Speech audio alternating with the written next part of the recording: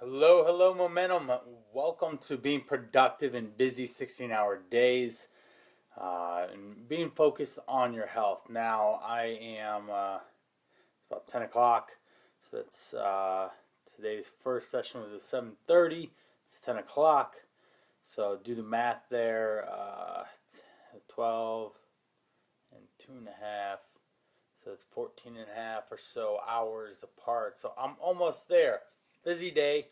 I had a fair amount of work breaks. I've never had a desk job, so I'm going to do my best here. I've talked to thousands of people who have a desk job and live the many, many hours. I get to a viewpoint from a lot of people who have all sorts of jobs, positions, things that they do, and really get a good perspective on how to manage a lifestyle amongst a busy schedule, whether they are a nurse, whether they are a salesman, whether they are a teacher, um, retail, doesn't matter. A lot of people have busy schedules, they're working a lot. Self-employed folks, such as myself, feel like we're always on the grind. And so being productive is a challenging thing, especially when it comes to your health, even amongst trying to do just work in itself. So what we're going to do today is go over a variety of different strategies and tips and tricks that can allow you to still be productive, still get your results, and get to where you want to go. So I know that many of you work 12-hour days.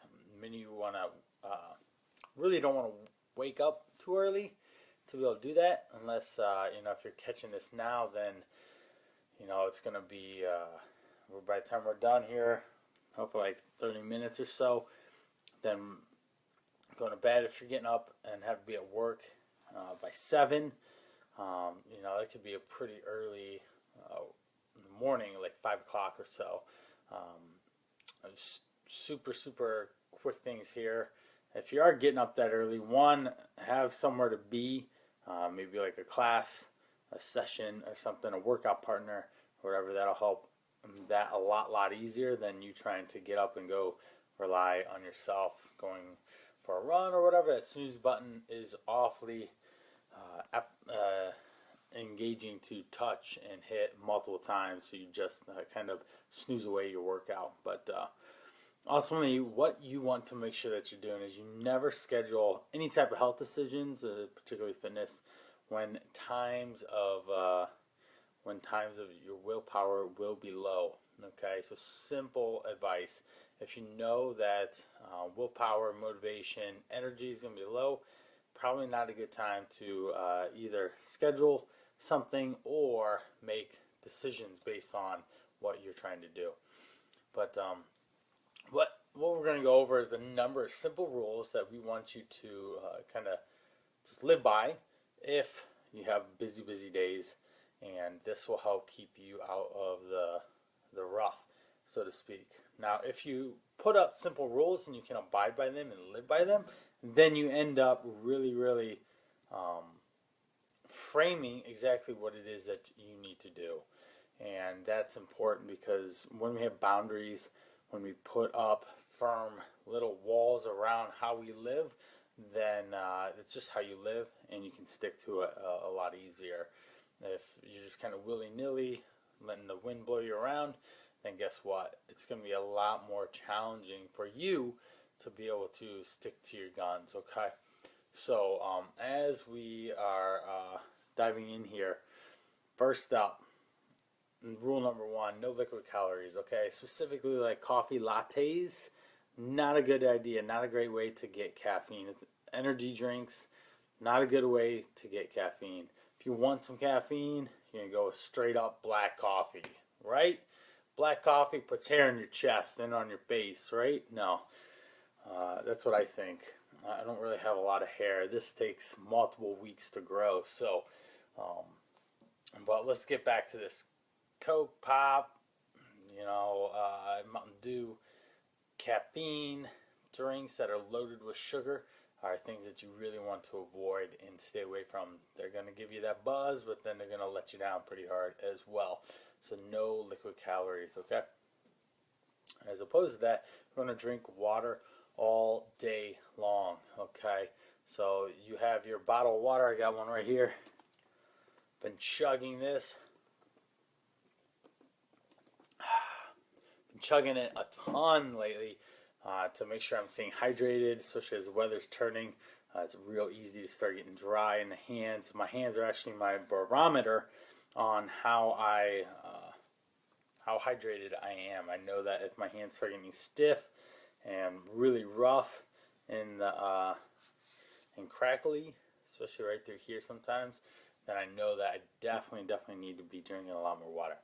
Easy ways to kind of mask just water all day long. Lemon, you can infuse it with some fruit or some vegetables like cucumber. Easy ways to kind of mask water and not have it taste like water.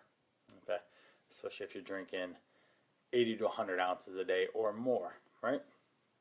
Now, as far as eating goes, we want to at least hit 30 grams of protein or more per meal. Now, if you're a man, you can definitely do upwards of 45 or more. After like 50-ish, you might just be eating too much in one sitting, and your body won't necessarily absorb it as well as it would if it was in a smaller amount. Okay, so the reason to say 30 grams of protein is simply because it'll help fill you up. It'll keep you full longer and satiated, and it'll help build those muscles, that bicep. We're working on that thing. So even today, does it seem bigger than it normally does? I hope. So 30 grams of protein or more per meal. You know, if you're eating 4, then we're looking. Yeah, thank you. I would definitely want bigger. 30 grams of protein or more. If you're eating like 4 or 5 meals, you're looking at like simple math. Like for women, it's going to be what, 30 times 4 is 120. For guys, definitely going to have to do a little bit more than that, but 30 will help fill the belly quite a bit. Next up, limit your carb intake. If you're sitting all day and you're not active, guess what? Probably not a good idea to eat a lot of carbs because you don't need the energy from the carbohydrates, okay? So you need the energy from carbs when you move, specifically when you're doing workouts. And if you're very active, you can get a Fitbit that'll really create some awareness to see where I'm at right now. You can't really see it. 13,000 steps, almost 14,000. It's low for me today. I need to go out and run a little bit. Probably not going to happen, but back to carbs. So having lower carbs, especially if you're not active, is going to be an easy way to monitor the weight and keep you away from high carb, high calorie foods. Remember, any type of carbs that we're looking to eat is going to be high fiber, going from the lower calorie variety of fibrous carbs of fruits and vegetables to the higher calorie carbs such as like oats, beans, potatoes, and such, rice, rooted vegetables, things like that. Those are great things. And speaking of vegetables, we want to fill up on them, greens as much as possible. It's going to help. Simple rules of staying organized. Now, if you're super busy, not eating a lot of carbs is an easy way to not have to interrupt your busyness. Filling up on vegetables is, and how do we do that? Well, the next one will be pre-cook your food. Okay, prep work is incredibly important when we have busyness in our life, whether it's obviously work or you have a lot of events and things that you have to deal with. But ultimately, we need to cook and prepare multiple meals frequently throughout the week, at least once for sure, probably twice. And you know, we've probably talked about it personally, how that is, it saves time, it saves energy, and it saves money. And so you're super efficient when it comes. If you can just heat something up in a microwave 2-3 minutes later, then you are pretty well set. So let's go over a super quick sample meal that you could do while busy at work You can actually have some of this stuff at work already, like such things as you take in your meat. So you prep your chicken once a week, or I have prepped up, a week ago I prepped up 40 pounds of chicken, so I have lots of chicken for a long time.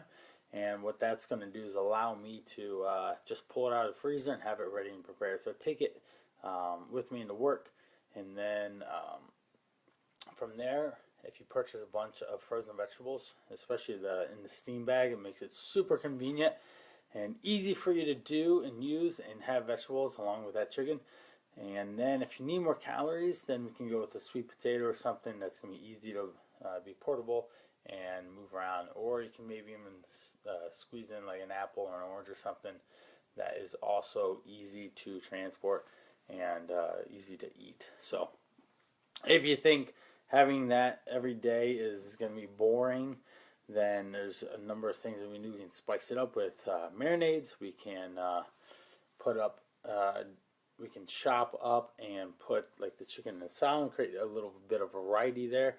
Can make stir fry and put that in containers, and you just heat that back up. So there's a number of different ways that you can kind of create a little bit of variety there.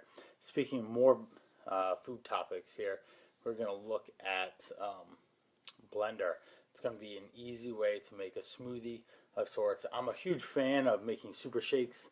Super shakes are simply having fruit, protein first, right? Whey protein's easy thing to get in there.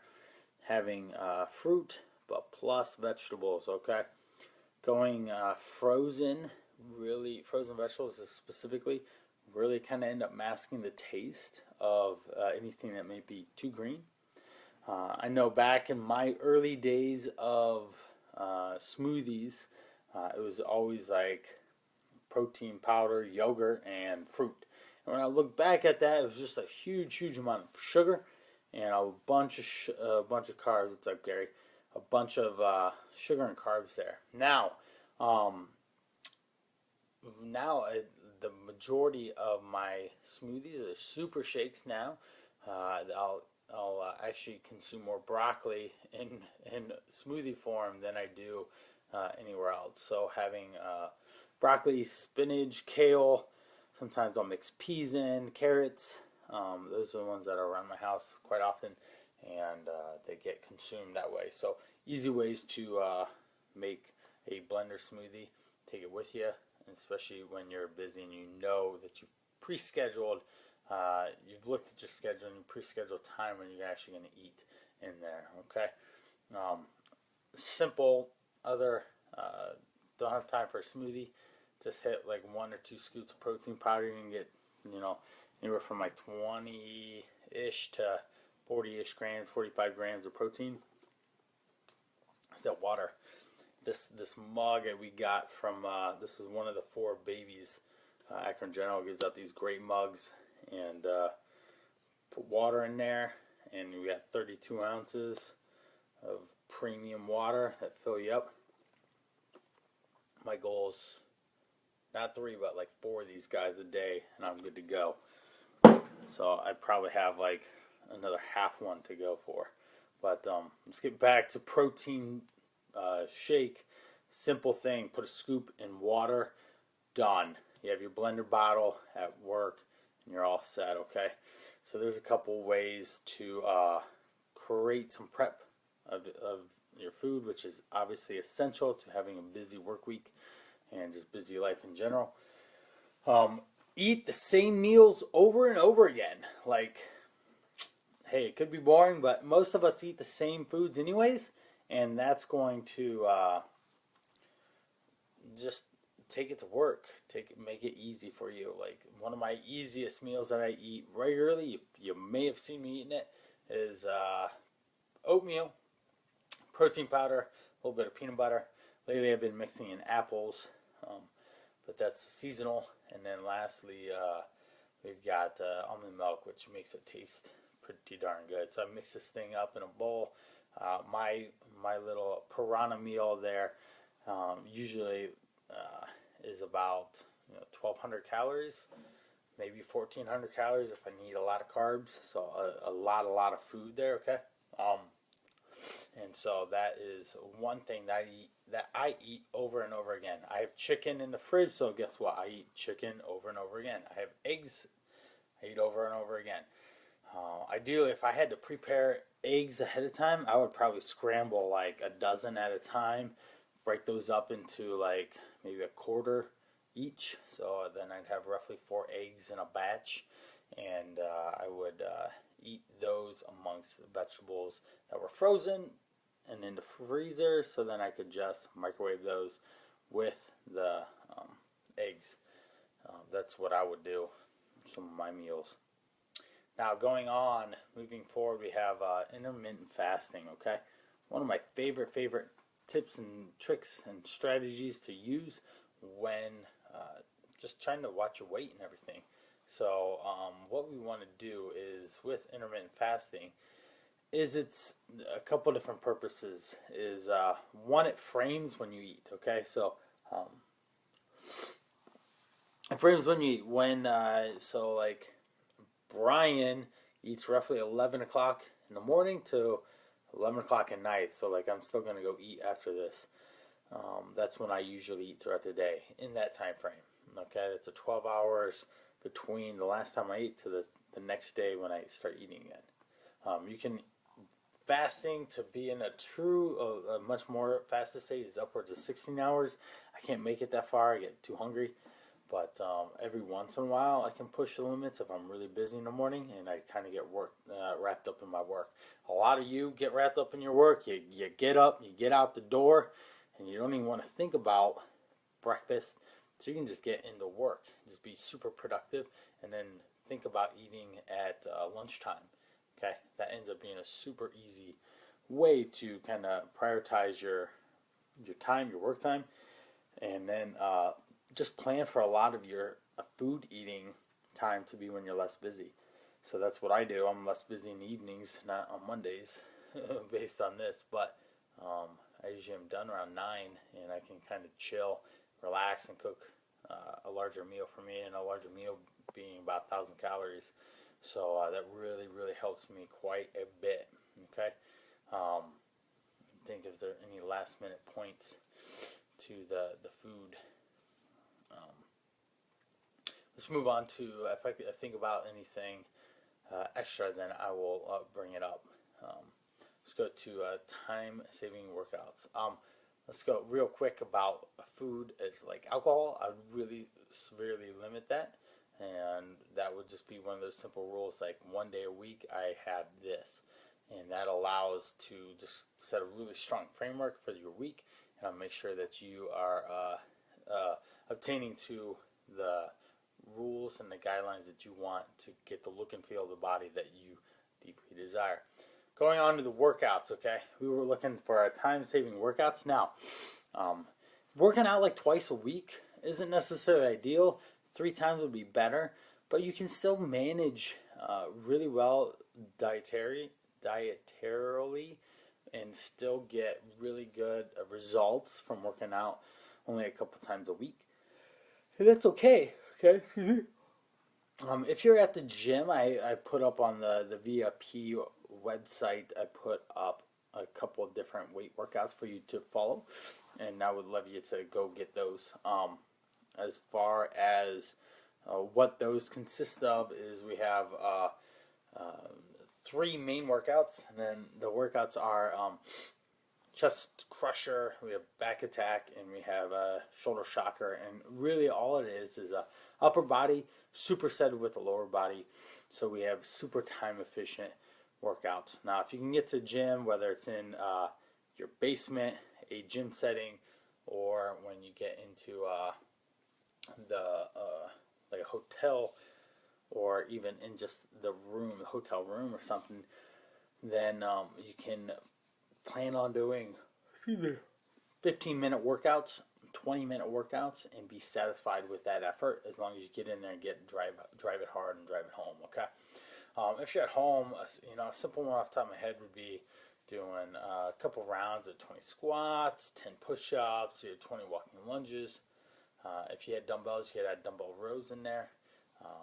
a minute plank hold and doing 50 jumping jacks. So you do that 3-4 times, or for a time limit of like 15-20 minutes, and that'll actually allow you to just squeeze something in and make sure that you are actively engaged in working at it. Okay. Now, when to work out. Okay, super simple, easy rules around when to work out. Ideally, we'd love you to do it in your first hour of waking. Okay, it's going to get the blood flowing. It's the power hour of the day. The most important things we always want to get done in the morning, and taking care of you is obviously one of those. I care about you. I want you to be healthy and get and live the results that you want. So get up. Work out on an empty stomach. Fasted workouts are always a great way to burn a little extra body fat, especially early in the morning. If you're working out at 2, guess what? You just don't want to have a lot of food in your stomach. So maybe lunch is a little bit smaller meal, so then you don't have any issues when it comes to food. Okay. Excuse me. Now, secondly, you want to schedule workout times for when you are least distracted and then also have a lot of physical and mental energy. Okay, we want that to be high. We want people to not be distracting you. Okay, so you actually get a lot of work done, get that focused on. And if you've ever gone to the gym lately, everyone's on their cell phones in between sets. How effective is that? How efficient is it? Not really. So you really want to kind of focus in, put blinders on, and go in and get done what you want. Now, if you are at work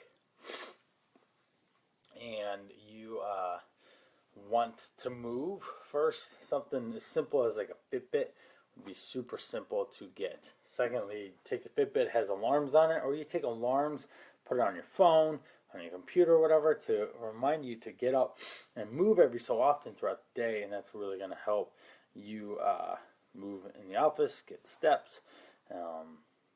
Next up from that would be I love standing. I hate sitting. I just hate it. It hurts. My body aches when I go to stand back up. It takes me a while to kind of get up off the ground and whatnot. So we want to make sure that if you're sitting for many hours in a day, get up, stand, sit back down, get up and stand, mix it up.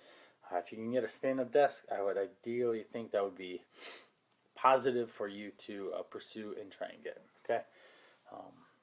Again, going with movement, we want to make sure that we're making decisions around when your energy and willpower are high and not low.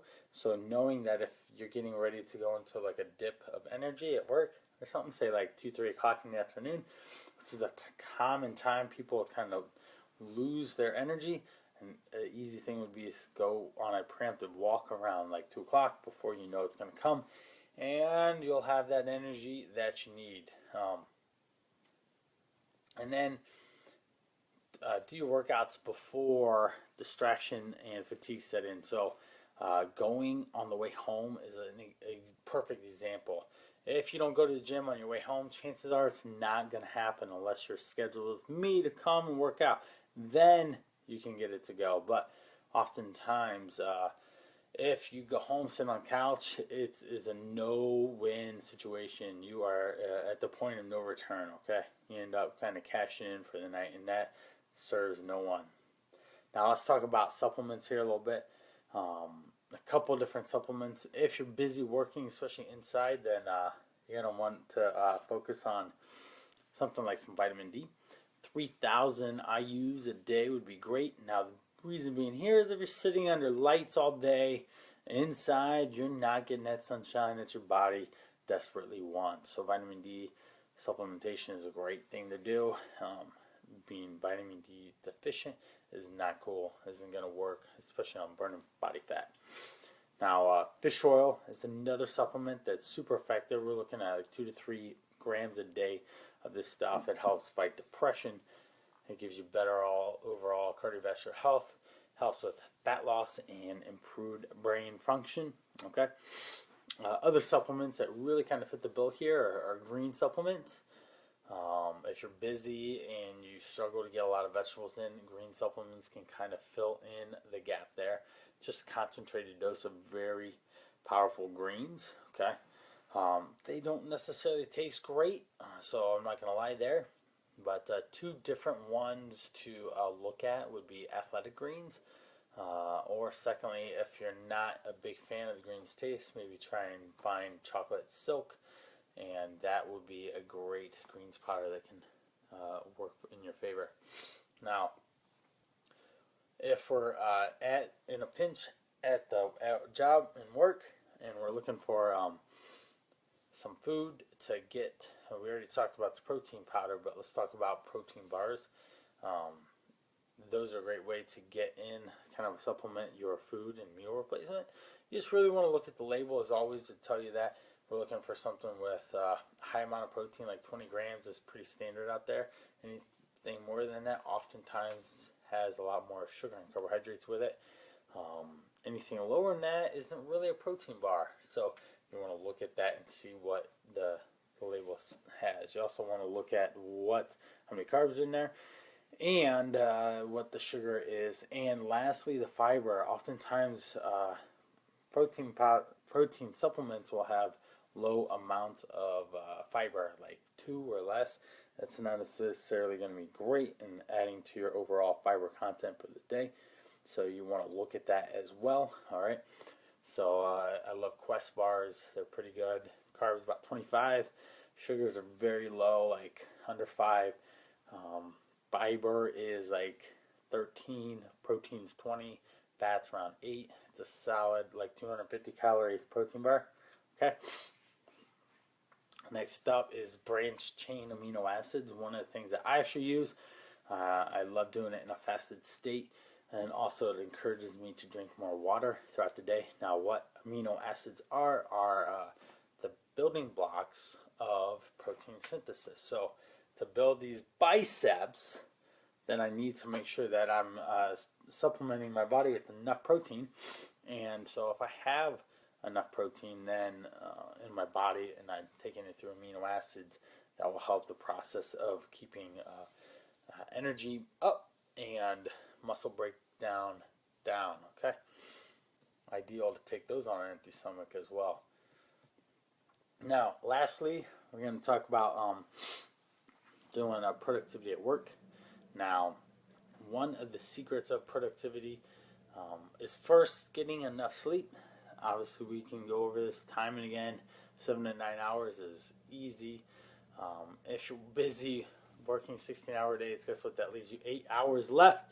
So the only other priority in your day would be sleep and not Netflix or any other nonsense. So get to bed.